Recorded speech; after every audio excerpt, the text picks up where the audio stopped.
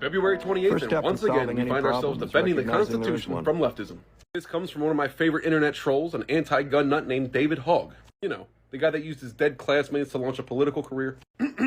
He says, after reading about the history of the Second Amendment and talking with a lot of history and law professors, I believe the Second Amendment has been intentionally misinterpreted. It was never meant as an individual right. It was created to protect state militias like the National Guard. To those who don't agree, you're entitled to your own opinion, and I'm still willing to work with you. Yeah, thanks, Dave. You've made it your life's mission to disarm the people, and you're willing to work with us on it. Most gracious of you.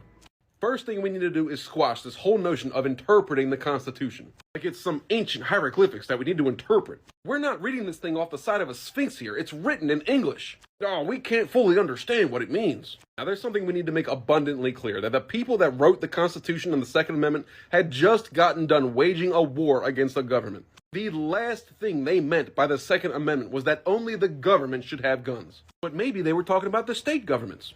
Maybe they meant the National Guard.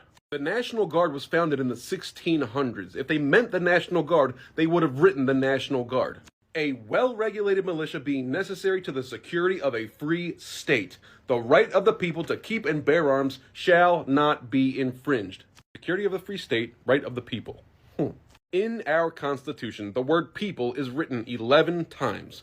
Not once is it used to refer to the government. The word government is used 9 times, and not once is the word government used to refer to the people. The word state is written 229 times. Not once is the word state used to refer to the people. So if the Second Amendment was written about the rights of the states, they would have written the rights of the states. But they didn't, because that's not what it's about.